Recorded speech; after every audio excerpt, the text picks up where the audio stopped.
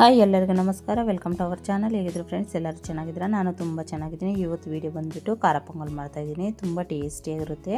ನಮ್ಗೆ ಯಾವಾಗಾದರೂ ಫಾಸ್ಟಾಗಿ ಬ್ರೇಕ್ಫಾಸ್ಟ್ ಮಾಡ್ಕೋಬೇಕು ಅಂದರೆ ಈ ರೆಸಿಪಿ ಮಾಡ್ಕೋಬೋದು. ಟೇಸ್ಟ್ ಮಾತ್ರ ಸೂಪರಾಗಿರುತ್ತೆ. ನಾನು ನಮ್ಮ ಮನೇಲಿ ಯಾವ ರೀತಿ ಮಾಡ್ತೀನಿ ಅಂತ ತೋರಿಸ್ತಾ ಇದ್ದೀನಿ ನೋಡಿ. ಇಲ್ಲಿ ನಾನು ಮೊದಲಿಗೆ ಸ್ಟವ್ ಹಚ್ಕೊಂಡು ಕುಕ್ಕರ್ ಇಟ್ಬಿಟ್ಟು ಕುಕ್ಕರ್ ಸ್ವಲ್ಪ ಬಿಸಿ ಆದಮೇಲೆ ಇಲ್ಲಿ ನಾನು 2 ಸ್ಪೂನಷ್ಟು ಎಣ್ಣೆ ಹಾಗೆ ಒಂದು 2 ಸ್ಪೂನಷ್ಟು ತುಪ್ಪನ ಸೇರಿಸ್ಕೊತಾ ಇದ್ದೀನಿ.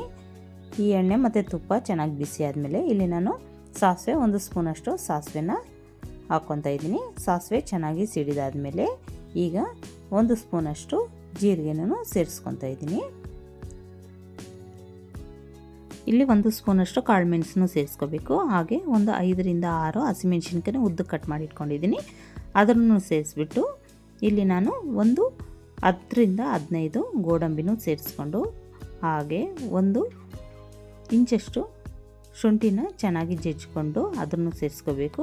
ಇಲ್ಲಿ ಒಣಮೆಣಸಿನ್ಕಾಯಿ ಒಂದು 6 ರಿಂದ 7 ಒಣಮೆಣಸಿನ್ಕಾಯಿ ಹಾಗೆ ಒಂದು ಅರ್ಧ ಹಿಡಿಯಷ್ಟು ಕರಿಬೇವು ಹಾಗೆ ಒಂದು 1/4 ಸ್ಪೂನ್ ಆಗೋಷ್ಟು ಅರಿಶಿನ ಸೇರಿಸ್ಕೊಂಡು ಇದೆಲ್ಲನೂ ನಾನು ಮೀಡಿಯಮ್ ಫ್ಲೇಮಲ್ಲಿ ಇಟ್ಕೊಂಡೆ ಚೆನ್ನಾಗಿ ಎಣ್ಣೆಲಿ ಫ್ರೈ ಮಾಡ್ಕೋಬೇಕು. ನಾವು ಹೈ ಫ್ಲೇಮಲ್ಲಿ ಇಟ್ಟಿದ್ರೆ ಬೇಗ ಸೀದೋಗ್ಬಿಡುತ್ತೆ, ಆಗ ಟೇಸ್ಟು ಅಷ್ಟು ಚೆನ್ನಾಗಿ ಅನಿಸಲ್ಲ. ಹಾಗಾಗಿ ನಾನಿಲ್ಲಿ ಸಿಮ್ಮಲ್ಲಿ ಇಟ್ಕೊಂಡೆ ಫ್ರೈ ಮಾಡ್ಕೊತಾ ಇದ್ದೀನಿ. ಇಲ್ಲಿ ನೋಡಿ, ನಾನು 1 ಲೋಟ ಅಷ್ಟು ಅಕ್ಕಿ ಮತ್ತು ಅರ್ಧ ಲೋಟ ಅಷ್ಟು ಹೆಸರುಬೇಳೆನ ಆಲ್ರೆಡಿ ನೀಟಾಗಿ ತೊಳೆದು ನೆನೆಸಿಟ್ಕೊಂಡಿದ್ದೀನಿ.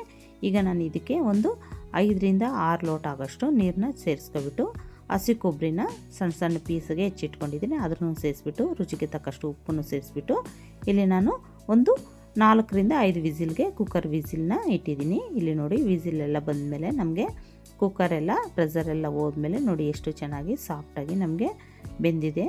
ಈಗ ಪೊಂಗಲ್ ರೆಡಿ ಆಯಿತು ನೋಡಿ, ಎಷ್ಟು ಫಾಸ್ಟಾಗಿ ಆಯಿತು. ಬಿಸಿ ಬಿಸಿ ಹತ್ತಿ ತಿಂದರೆ ತುಂಬ ಚೆನ್ನಾಗಿರುತ್ತೆ. ಇದಕ್ಕೆ ನಾನು ಚಟ್ನಿ ಮಾಡ್ಕೊಂಡಿದ್ದೀನಿ, ಕಡಲೆಬೀಜ ಚಟ್ನಿ. ಟೇಸ್ಟು ಸೂಪರಾಗಿರುತ್ತೆ. ಬಿಸಿ ಬಿಸಿಯಾಗಿ ಸಾಫ್ಟಾಗಿರುತ್ತಲ್ಲ, ತುಂಬ ಚೆನ್ನಾಗಿರುತ್ತೆ. ಬಿಸಿ ಬಿಸಿ ತಿಂದ್ರೇ ಟೇಸ್ಟು ಚೆನ್ನಾಗಿರೋದು. ನಿಮ್ಗೆ ಈ ವಿಡಿಯೋ ಹೇಗೆ ಅನ್ನಿಸ್ತು ಅಂದ್ಬಿಟ್ಟು ಕಾಮೆಂಟ್ ಮೂಲಕ ತಿಳಿಸಿ. ನಿಮ್ಗೆ ಈ ವಿಡಿಯೋ ಇಷ್ಟ ಆದರೆ ಪ್ಲೀಸ್ ಲೈಕ್ ಮಾಡಿ, ಶೇರ್ ಮಾಡಿ, ಸಬ್ಸ್ಕ್ರೈಬ್ ಮಾಡ್ಕೊಳ್ಳಿ. Thank you for watching. Bye by.